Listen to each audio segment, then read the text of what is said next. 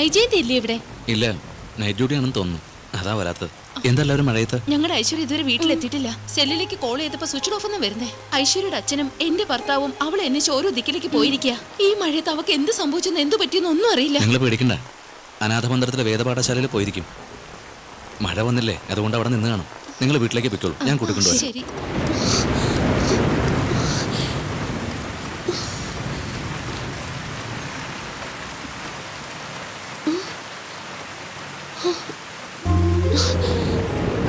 നിങ്ങളോ ഇവിടെ? എങ്ങനെ ഐശ്വര്യയെ കാണാൻ? ഞാൻ ഇവിടെ ഉണ്ടാവുന്ന നിങ്ങൾക്ക് എങ്ങനെ അറിയാം? നമുക്കിഷ്ടമുള്ള ഒരു ആപത്തിപ്പെടുമ്പോൾ അതറിയുന്ന വലിയ കാര്യമൊന്നുമല്ല. ഐശ്വര്യ വീട്ടിലെത്തിയിട്ടില്ല എന്ന് അറിഞ്ഞിട്ട് വന്നതാ. താങ്ക്സ്. കാറിന് എന്തോ പ്രോബ്ലം. ഫോൺ ചെയ്യാൻ പാടില്ലായിരുന്നു. സെല്ല് ചാർജ് ഇല്ല. ശരി, പോട്ടെ. നാളെ മെക്കാനിക്കിനെ കാണിക്കാം. നമുക്കിപ്പോ പോവാം.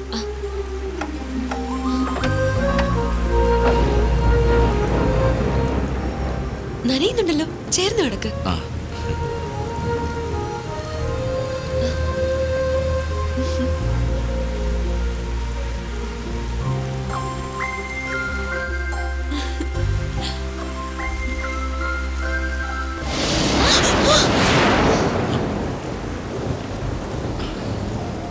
ഇനിയും ഇടിയോട്ടിയിരുന്ന് നന്നായിരുന്നേ. സോറി. അയ്യോ, സാരമില്ല, പോട്ടെ.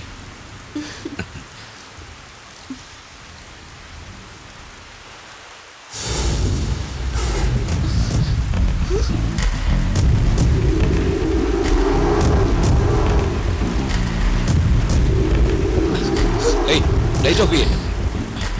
ഇത് പടി. അവനെ ഇന്ന് ഞാൻ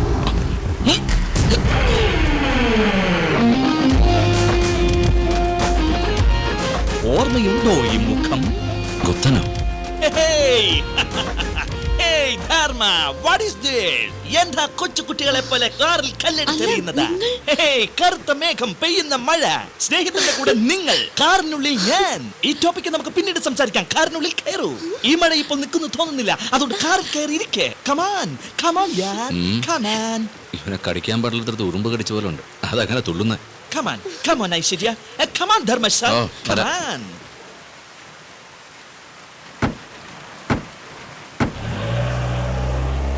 നന്നായി നനഞ്ഞിട്ടുണ്ടല്ലേ? മഴയത്ത് നനയാതെ പിന്നെ ഉണങ്ങോ? ഞാൻ നിങ്ങളോടൊന്നും ചോദിച്ചില്ല, ഇവരോടാ ചോദിച്ചത്. ഈ ടവൽ വെച്ച് തോർത്തിക്കോ, ജലദോഷം പിടിക്കണ്ട. ഈ ടവൽ എവിടെ ഇരുന്നു? നിങ്ങൾ നനഞ്ഞിട്ടുണ്ടാവുന്ന എനിക്ക് തോന്നി. നനഞ്ഞവർക്ക് ടവൽ കൊടുക്കുന്നതല്ലേ ധർമ്മം. അതാ കയ്യോടെ ടവൽ കൊണ്ടുവന്നു. നിങ്ങളുടെ മുൻജാഗ്രതയ്ക്ക്. ഇത് മുൻജാഗ്രതയല്ല, കള്ളജാഗ്രത. അയ്യോ, ജലദോഷം പിടിച്ചു. 1 മിനിറ്റ്. ഇതാ ഉടൻ തന്നെ ആശ്വാസം. എന്നാ രാഷ്ട്രീയ പോലെ അതും വേണമെങ്കിൽ കൊണ്ടുവന്നിട്ടുണ്ട്.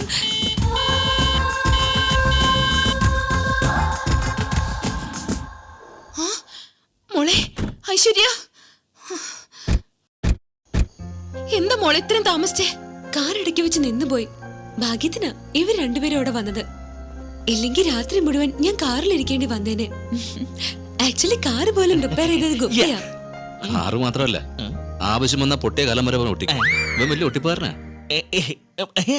ഇവൻ അല്ലെങ്കിൽ ഇങ്ങനെ തന്നെയാ. ഏത് പെൺകുട്ടിയായാലും കല്യാണം കഴിക്കണമെന്ന് ആശ തോന്നിയാൽ നിങ്ങളെ പോലെ ഒരാളെ കല്യാണം കഴിക്കുള്ളൂ. വിചാരിക്കുന്നതിന് മുന്നേ എല്ലാം ചെയ്തു തരും.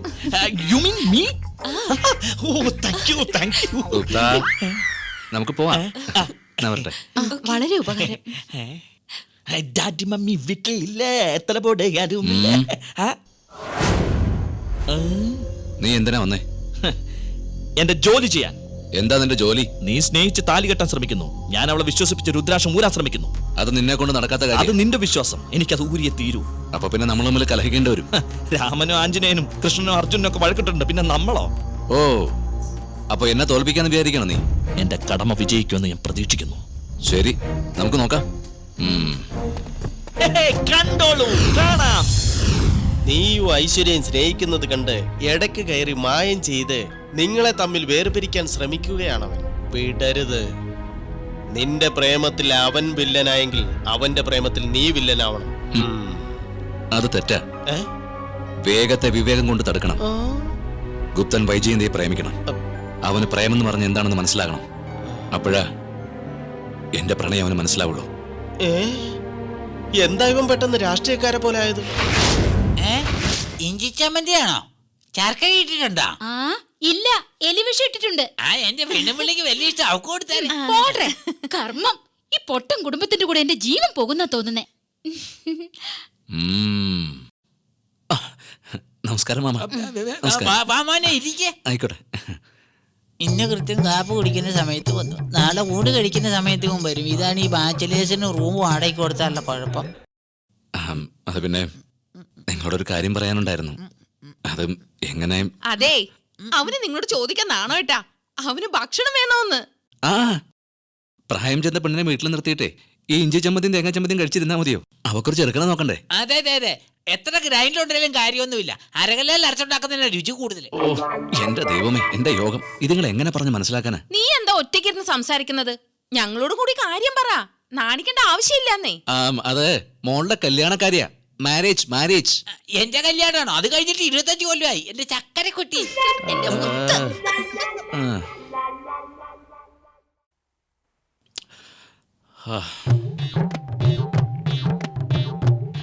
എനിക്ക് മനസ്സിലായി, നീ കല്യാണം കഴിക്കാൻ പോലെ. എനിക്ക് ഒത്തിരി സന്തോഷം. അയ്യോ, ഇതുങ്ങളുടെ ചെവിയിൽ വല്ല ഈയ ഒരുക്കി ഒഴുക്കി എന്നെ കൊല്ലാൻ.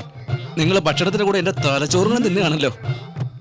ഇപ്പോ ഈ കല്യാണം എനിക്കല്ല, നിങ്ങളുടെ മോൾക്കും എന്റെ ഫ്രണ്ട് ഗുപ്തനല്ലേ അവനും. എന്ത്, നിന്റെ കല്യാണം ഞങ്ങള് രണ്ടുപേരും നടത്തി തരണമെന്ന്? ഇത് പറയാനാണോ നീ ഇത്ര നേരം നാണിച്ചത്? സ്ത്രീധനം 10 ലക്ഷം വേണമെന്ന്. ഓ എന്റെ ദൈവമേ, ആ ബ്രഹ്മാവങ്കൾ ഇവരുടെ ചെവിയിൽ വല്ല കോൺക്രീറ്റ് ഇട്ട് അടച്ചേക്കാണോ? എന്റെ അമ്മേ. നാണിക്കേണ്ട ആവശ്യമൊന്നുമില്ല, എന്ത് വേണമെങ്കിലും ചോദിച്ചോ.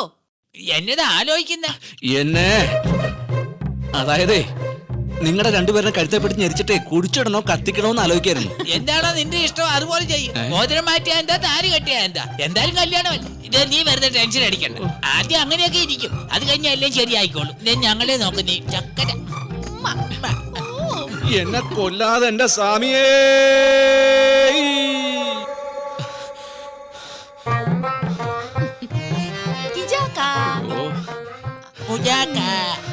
അതെ അതെ, ഇങ്ങോട്ട് നോക്കി.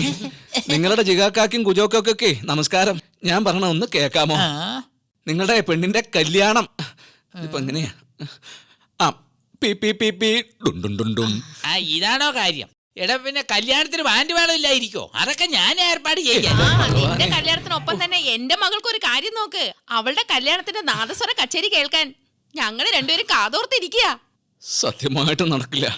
ഇതുങ്ങളെ രണ്ടിനെയും വെട്ടി തുണ്ടാക്കി നല്ല തിളക്കണ എണ്ണ വറുത്തെടുത്തിട്ടേ ദേ യമലോകത്തേക്ക് ഞാൻ കാണിച്ചാലാട്ടാ. എന്നതാ കല്യാണം കഴിഞ്ഞ് വിമാനത്തെ ഹണിമൂണിന് പോണോന്നോ? ഇഷ്ടംപോലെ അയക്കും. പാവം, ഇവന് ബന്ധുക്കളായിട്ട് ആരുമില്ല, എല്ലാം നമ്മൾ തന്നെ ചെയ്യണം. ശരി, രണ്ടുപേരും ഒന്നിച്ച് ഹണിമൂണിന് പോയാ മതിയല്ലോ. വാങ്ങില്ല, വെച്ചിക്കോ.